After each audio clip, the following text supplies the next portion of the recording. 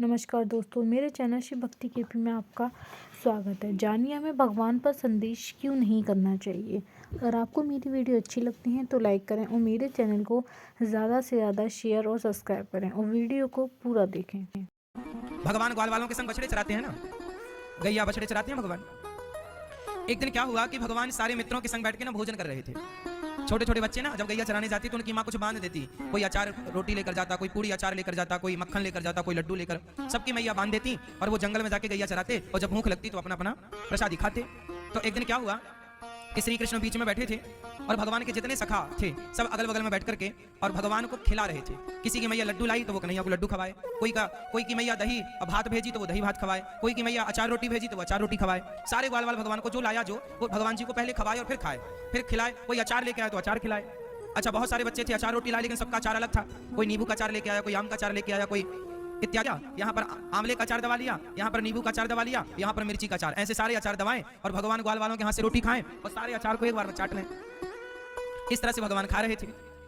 अभी भगवान खा ही रहे थे, ग्वाल वाल भगवान जी को खिला ही रहे थे। ग्वाल वाल ऐसे थे ना, उनकी मैया जो लाती ना वो कन्हैया को पहले खवाते, मतलब भोग लगाते, वो भगवान खाते। अब क्या खाते हुए देखे ना तो वो रोने लग गया। रोने लगा तो किसी ने उससे पूछा कि तुम रो क्यों रहे हो।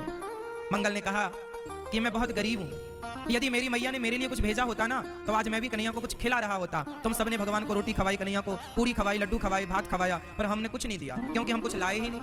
हम गरीब है ना, हमारे घर रोटी नहीं बनती रोज रोज। अब उसने तो कहा किसी से था, पर भगवान तो सर्वांतर्यामी है, अंतर्यामी है। भगवान का नाम है अंतर्यामी।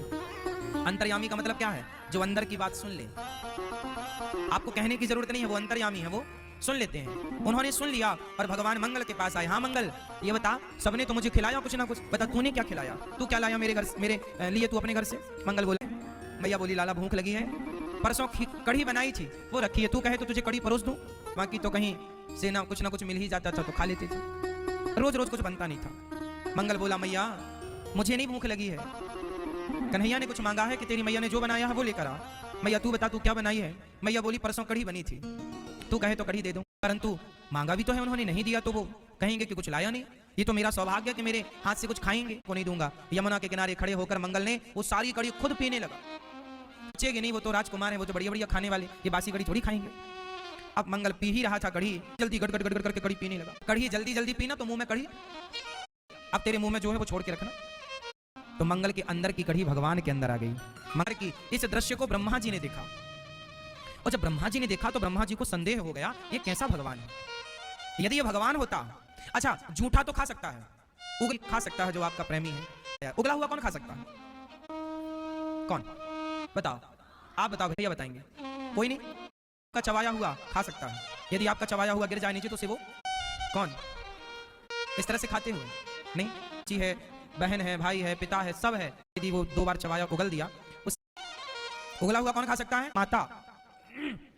माँ तब सिद्ध किया कि मैं तुम्हारा हूं, तुम प्रेम करो बस। माँ को कोई घृणा है? माँ बनने के बाद हुई ना वो ममता, माँ बनने के। ऐसे ही अच्छी अच्छी अपडेट पाने के लिए मेरे चैनल को सब्सक्राइब करना ना भूलें और बेल आइकन को ज़रूर प्रेस करें।